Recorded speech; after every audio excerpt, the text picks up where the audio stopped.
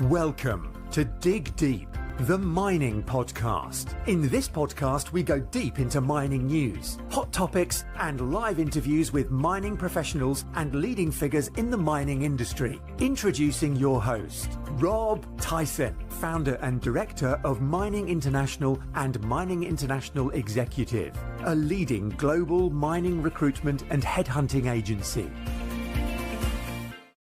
Hi mining community, welcome back to another episode of the Dig Deep, the mining podcast. And today's guest is Brian Hosking, who's the director and CEO of Gold and Minerals Company, who were established in 2009 to explore and develop gold and base metal projects in the Arabian Shield area of Saudi Arabia.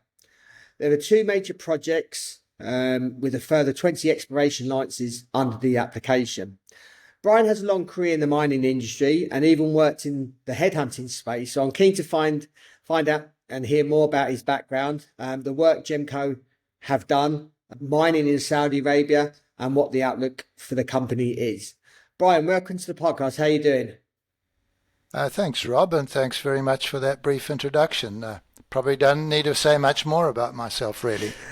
I think you've obviously got, like I said, you've got a long career in the mining industry, and also you did mention when we have previously spoken, you mentioned that you're in the headhunting space, which is obviously what I'm in. So, if our audience doesn't know much about you, I wonder if you can just tell us a little bit about your career and how your career's developed to what it is today.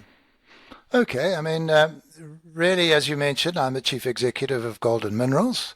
I'm a geologist by training, but for my sins I have an MBA from the University of Cape Town. But many of the people in the mining sector know me better from my days in London when I ran an executive search and consulting business. And it was focused exclusively on the mining industry. So it's always been a passion and area of focus for me. As you'll gather by my accent, I was born and brought up in South Africa. And worked there at various roles for Anglo American in the gold mines and for De Beers in the diamond mines, and then latterly in the coal mines. So I have a fairly deep understanding of the industry, and as people in the industry tend to say, I've got a bit of dust in my lungs. I moved to the UK in 2001 and established my consulting business there.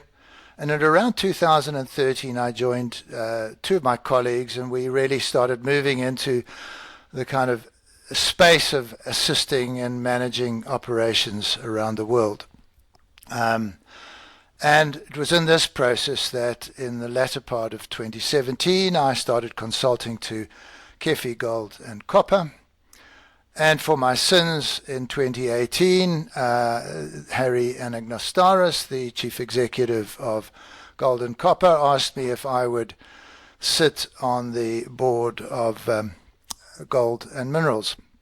At that stage, the company was on care and maintenance, and I thought, well, that's fine. You know, it doesn't sound like a lot of work. And so in October 2018, I took my first trip to Saudi Arabia. I'd never been there before. And when I arrived, sat down with the Atar shareholders, Suleiman Al-Rashid, and he announced that we had been re-awarded one of the licenses, our Hawiyah license, and that the desire was that the shareholders start up the operation again. So my first introduction started in January 2019, I think it was, yes. And there were four of us, two geologists, Tom Bryant and Tim Meatwell, and an assistant of ours. And we then set up trying to start the process, the operation. And there was literally nothing at that stage. So 5 years later, we have two projects on the boil. We have 150 people in the organization. What more can I say? It wasn't the holiday appointment that I thought it was. I now work literally non-stop. I'm sitting here back at my home in France, but I'm at my desk and I've logged in, and we're dealing with all of the day-to-day challenges that come with building and growing an organization. Hopefully that's enough. Brian, thank you for the introduction. I just wondering if you could just tell us a little bit about GMCO and what are the aims for the company. Okay, I mean, GMCO was originally set up in 2009 as a joint venture between Kefi Gold and Copper and the Al Rashid family. They're a high net worth Saudi family. And the idea was that they would start exploring in the western part of Saudi Arabia on the Arabian-Nubian Shield, with a focus really on gold and base metals. Between 2010 and 2016, the company was really run as a kind of loose joint venture, with Kepi bringing in the technical side of the business, and then obviously Al Rashid family operating the administrative and corporate side of the business. In 2016, there was a decision taken in Saudi Arabia that they would redo the mining law. And so what they did was that essentially they suspended all exploration in the company, pending the introduction of the new mining law. And at that stage, the joint venture was put on care and maintenance basis, and was really only, as I said earlier, really only reinitiated in 2019 when I came back into the country. At that stage, the shareholders really took a decision and asked me to really run Gold and Minerals as an independent company rather than a joint venture. I think their experience in running a joint venture was that very often, different parties would run with different objectives. And so the brief that I was given was to build Gold and Minerals as an independent company. So as of today, we're an independent company with 2 shareholders, and we're run by the board, and obviously the shareholders then have input into the board decisions. And that's really us. Our first discovery was made literally 9 months after we reinitiated, when we drilled the Hawiyah deposit. First intersection was 15 meters, running at around about a copper equivalent of 2.5%.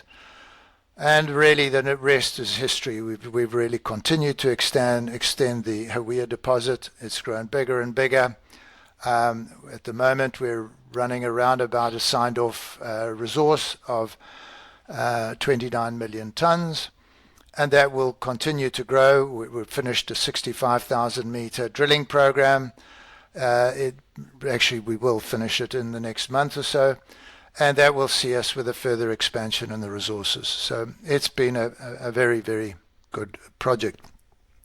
Our Jebel Qutman project is a more challenging one in the sense that it was explored between 2012 and 2016, but it's a low-grade gold deposit, and by low-grade I'm saying that the average grade is about 0.8 grams per ton.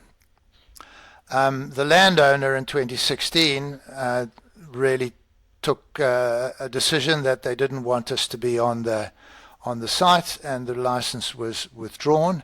And at that stage, the joint venture partners took a decision to submit a mining license application, really in an attempt to ensure that the license was held in good standing. We then went into a period of discussion with the Ministry of Mines and the Ministry of Industry about reinstating that license, and after really a lot of discussion and a lot of hard work on both parties, the Royal Court, the Saudi Royal Court, took the decision to reinstate the license, and that happened in the latter part of 2022. The expectation being that we would then re-engage at that project and start it up. But Rob, I mean, as you know, in the mining industry, low-grade deposits are challenging. They need volume throughput, and the resource that we have, we quite frankly don't feel is up to the standard that we need to get into mining. So we've got an aggressive drilling program. I think we've drilled something like 40,000 meters on the program, and we will continue to build that resource.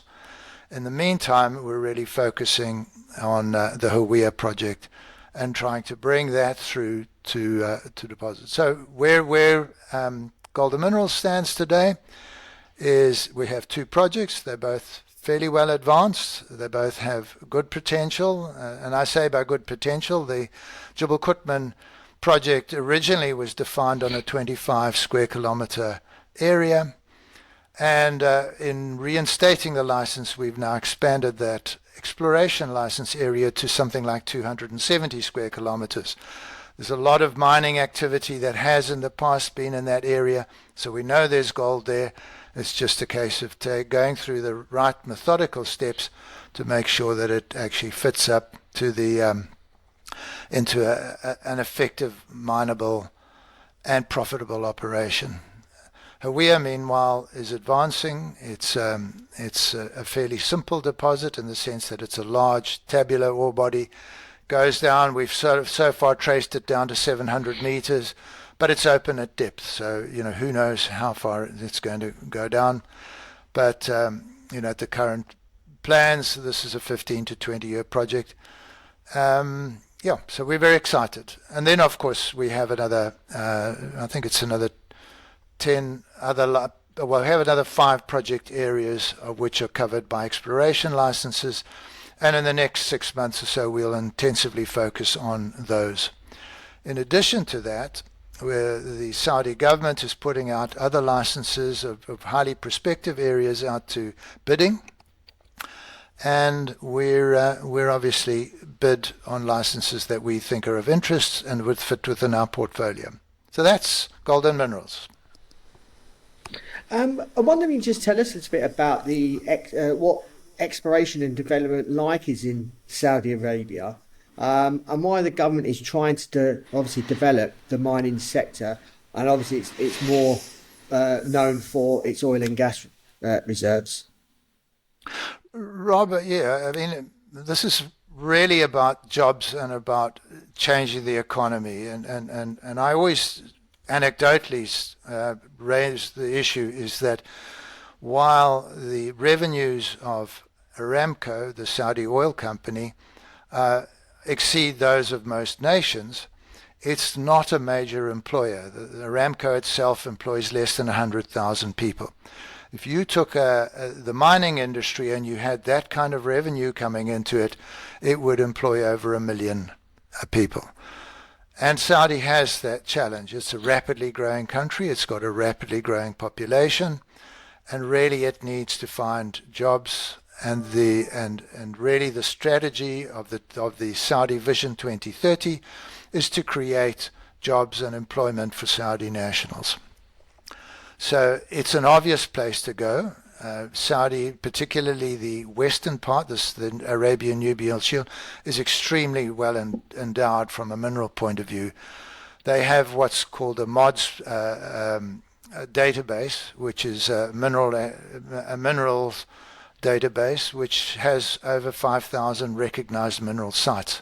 So, and these are both VMS and epithermal and mesothermal gold deposits. So, it's very, very well endowed.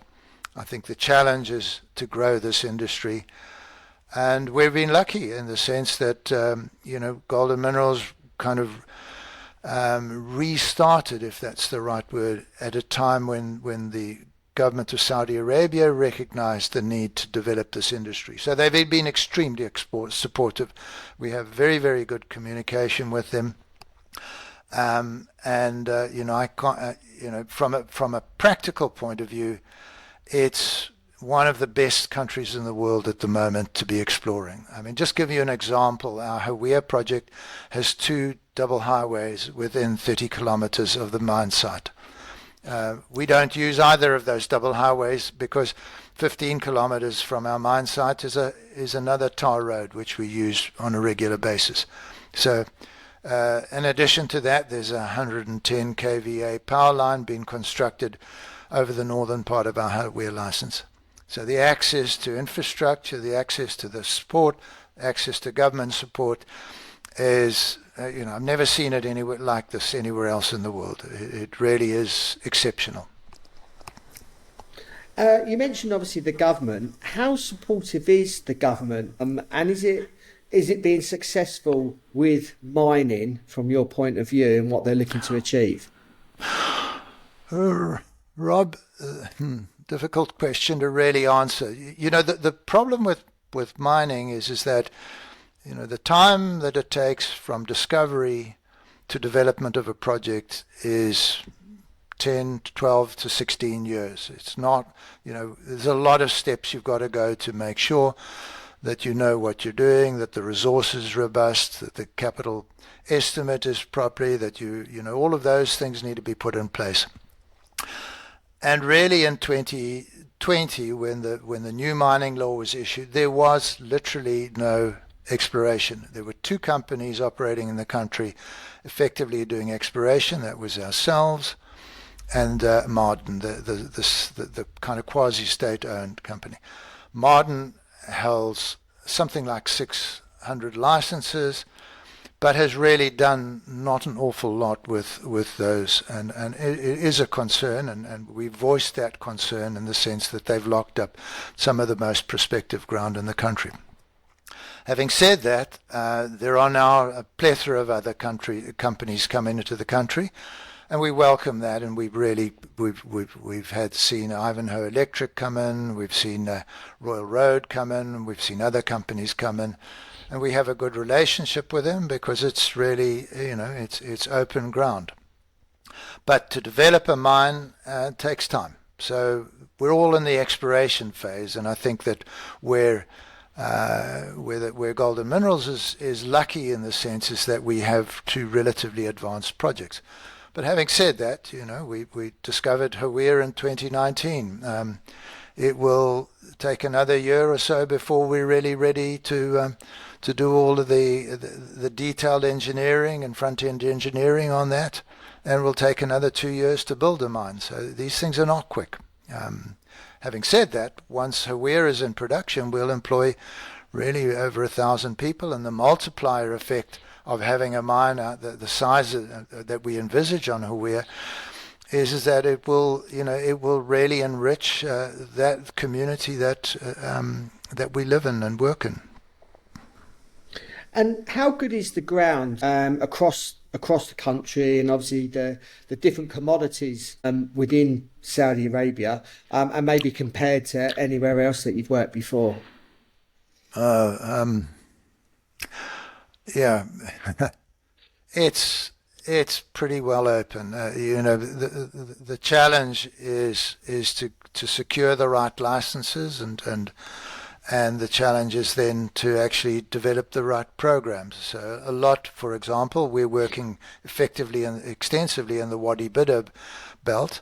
Wadi Bidda belt is a 120 kilometer long VMS terrain. So it's back arc, ocean arc terrain. And there are 23 known VMS potential VMS structures exposed on surface, so second to none. The challenge is not finding the minerals. The challenge at the moment is really securing the mineral rights, and the Saudi government, I think, probably consciously has been very cautious about issuing those mineral rights and making sure that the right people are coming into it. So companies coming into the country really have to make sure that they jump through the hoops and are seen as serious explorers. The kind of Wild West areas where you see small companies coming in and trying to peg ground and then going off and raising funds on those grounds is not the way the Saudi government, I think, sees it developing its mining sector. So they've set up hoops. They require financial guarantees before you can get in. They require proof that you have a bona fide exploration team before they grant you licenses. So they've been very cautious, but it's, as far as your base question is concerned, the ground is good. There's nothing wrong with Saudi Arabia as an exploration area. You mentioned obviously some companies now entering or have recently entered Ivanhoe Royal Road. What challenges do you see for junior explorers and international companies coming into Saudi Arabia to explore? And is the government open or country open for business for some junior miners, more junior miners to come into Saudi Arabia? Oh, absolutely. And one of the things we've noticed in the last 2 or 3 years is that they've adopted a much more consultative approach. So the mining law is fit for purpose. There's absolutely nothing wrong with the mining law. It's based on international best practice, and I think there's nothing wrong with it. I think the challenge is how do they regulate it? And the government has gone through 2 or 3 iterations of trying to refine the regulations in order to make it easier and better from an exploration point of view. I think at the same time they've changed the legislative environment, they've changed the fiscal environment. Prior to this Vision 2030 being implemented, Saudi was very much a closed society, and it's now opened up and it's changing dramatically. So people who've worked in Saudi Arabia in the early 2012s, 2014s, and they come back in the 2020s, and they just remark on how much the country has changed and the transition that's taken place. At the same time, the Ministry of Industry and Mineral Resources has set up a whole department called Mining Enablement, and their primary role is to enable the industry, to enable explorers to get in and solve problems for them. So, one of the early issues was that no company could operate without a Saudi partner.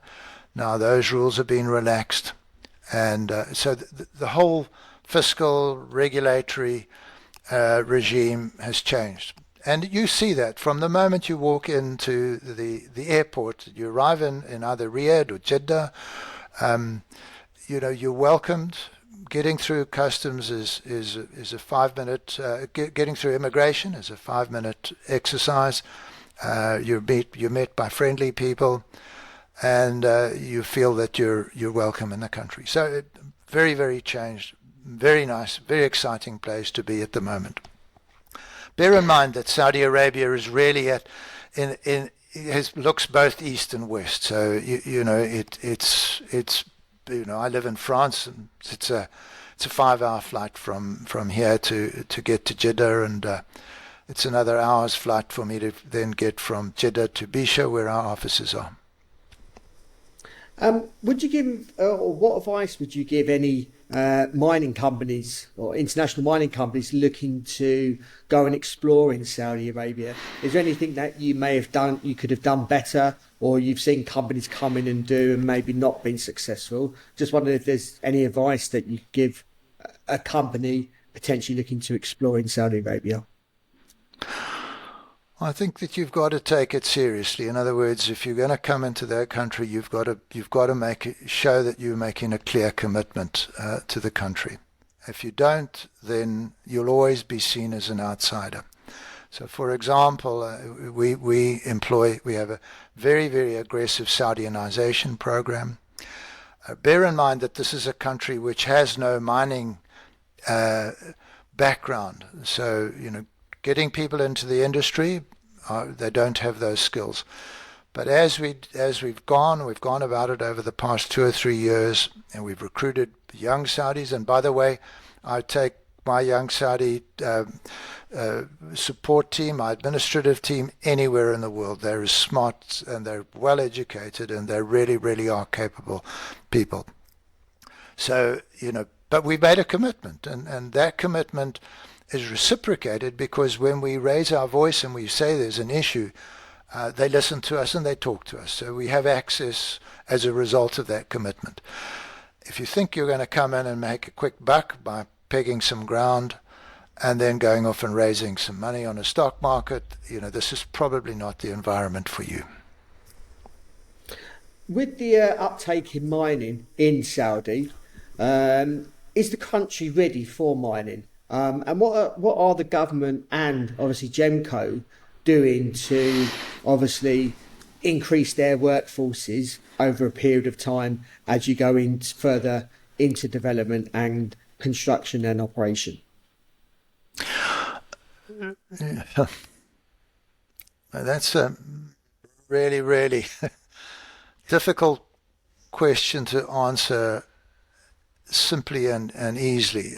And I hesitate because one, the universities, there are very, very large number of higher institutions in Saudi produce excellent graduates. The problem with the mining industry is that, if you run a mine, you employ 800, 900 people on a mine, 80% of those people are going to be semi-skilled, skilled, and unskilled people. So the pool of graduates that you will pull into the company are relatively small. That pool of graduates is being trained and will continue to be trained. So, for example, Gold and Minerals at the moment, I think we've got something like, one of the universities, King Fahd University, is sending 30 students across to our Hawiyah camp for their summer work experience. So we'll have 30 students on the camp, both doing geophysical work and doing, obviously, getting to know about VMS deposits. At the same time, we have another 6 interns coming in from the University of North. And those are all geological and mining technicians. And then we have some industrial engineers coming from the local Bisha University. Just to put that into perspective, Bisha is a town which has got a population of around about 800,000 people. No, probably less than that, probably about 500,000 people. The university has 20,000 students in it, so it produces 5,000 graduates a year. And the challenge in Saudi Arabia is, how do you find jobs for those people? So there's a huge trend, there's a huge demographic change going on in Saudi Arabia as people move to the cities. People don't understand the size and the dynamic environment you see in Riyadh. Riyadh, for example, is a really, really large conurbation population, somewhere between 8 and 10 million people. Getting around Riyadh is a real challenge. You drive for 50 kilometers and you're still in Riyadh. It's a large city. It's a big international city, and people are moving there and they're leaving the rural areas. So getting them out to work in remote sites, on mine sites, is going to be a challenge. But I think that the Saudi government and the Saudi Ministry of Industry and Mineral Resources is fully aware of these challenges, and a lot of the work that they do now is always asking us, what are we doing to the community? What are we putting back into the community? So, for example, we spent well over $20 million last year. 15% of that money, one way or another, ended up in the community, either as through direct employment or as through purchases of goods and services into the local community. Those things are increasingly becoming important. As I mentioned in the introduction, many years ago you were in the recruitment industry, in the executive search. Do you think there is a skill shortage within the mining industry? I've made some various comments on LinkedIn over the past months and last year that I believe there is a skill shortage in certain areas. As a executive recruiter in the past, how do you see the future of our industry in terms of obviously skills, and whether we have got a skill shortage in our industry?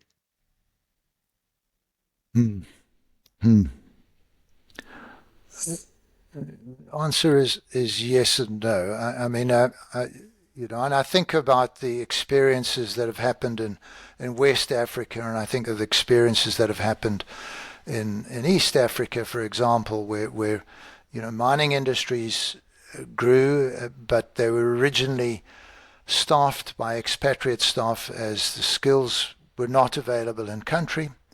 And really, if you go to Ghana, after 20 years of having a really robust and a big international mining community, increasingly Ghanaians are taking over in management roles, and that same has happened in Tanzania.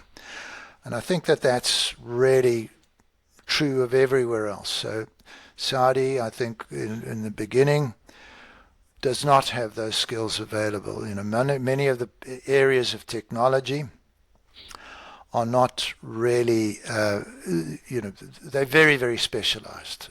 Running a gold plant seems easy from the outside, but it's massively complex. And when you're running a copper or a zinc flotation business, it's not that simple.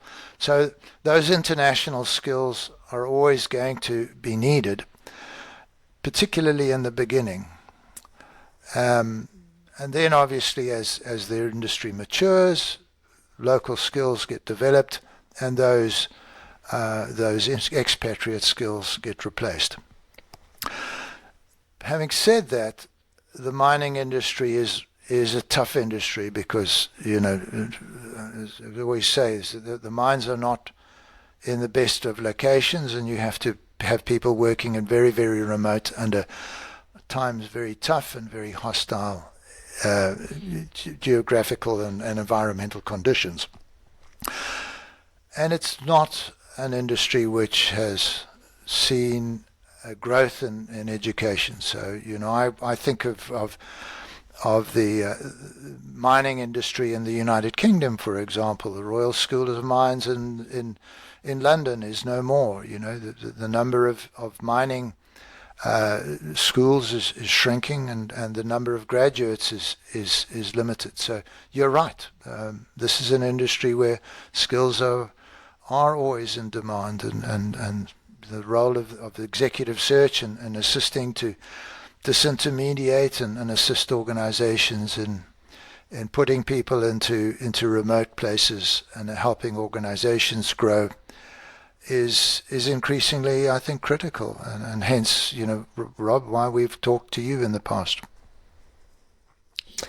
And lastly, I wondered if you could just tell us the outlook for GMCO over the sort of next 6 to 12 months, and what your plan of action is, and what you're looking to achieve. You must bear in mind that KEFI is an AIM-listed company, and so it's not one of those areas where we want to go on. We're a private company. What I can say is, and I've said this before, is GMCO has been successful and will continue to be successful. And I always relate exploration companies to startups. You see startups in the high-tech industry, you see startups in the pharmaceutical industry, and you ask the question, what are the key ingredients to a successful startup? So the first key ingredient is, I think, you've got to have investors who are prepared to commit in the long term. And we've been extremely lucky in that, not only in having KEFI Gold and Copper, but the Al Rashid family, who've really made a very, very strong commitment to becoming, and their desire is that we become the second largest mining company in Saudi Arabia. And we say second largest only because Ma'aden has a 20-year head start on us. So that's the first thing. I think the second thing is you've got to have good ground, and we've got good ground. So there's no doubt about our ability, and we're already now have on our agenda our desire to find project number 3, and then we'll start looking for project number 4. So that's it. And then the last thing you need is good people. You can have all the other ingredients. If you don't have good people, then forget it. And so we've been lucky to attract around ourselves talented people, both Saudi and international people. So we have in Saudi Arabia a very, very good reputation for our success as an exploration company, our success as development company, our success as a a viable and productive member of the the Saudi exploration community. And that's not about me. That's about the people we have in the organization. So, those are the three ingredients. And where do we go in the next 6 months? I think it's more of the same. As I mentioned earlier, developing, finding a deposit, making a discovery is the easy part. And in a way, working it up and making sure that you've got your metallurgy right, that you've got all of the details, that your engineering is right. All of those things need to be done. That's not quick. It's not a quick process. So it will take time. So, I say to people, watch this space. There are, I think, we're looking forward to some exciting developments in the next 6 to 12 months. But,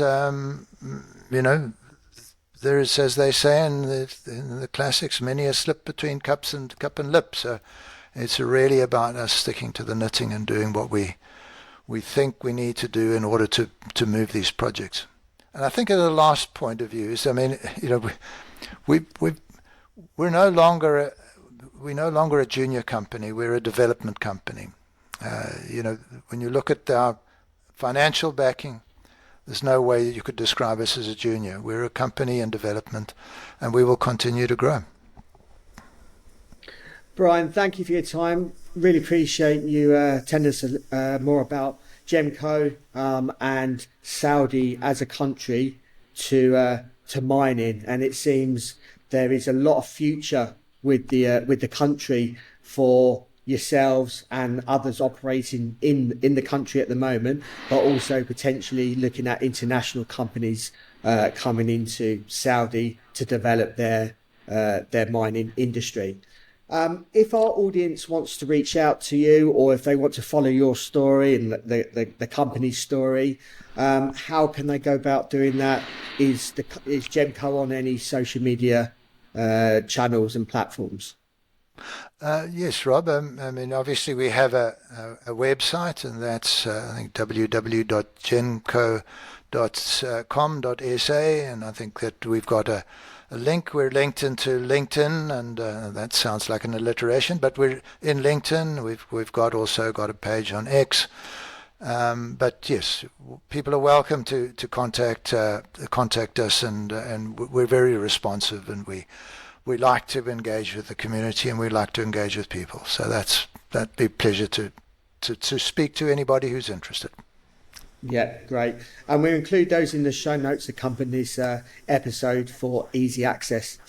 Well, all the best, Brian, for the next 6 to 12 months. Perhaps you want to come on next year and give us an update and maybe speak about something else that is happening in the industry in Saudi Arabia.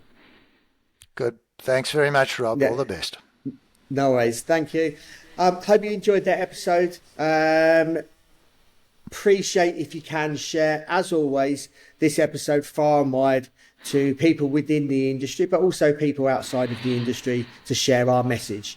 So appreciate your time. And until next time, happy mining. Thank you for listening. Remember to reach out to Rob via the show notes, and be sure to subscribe and leave a review.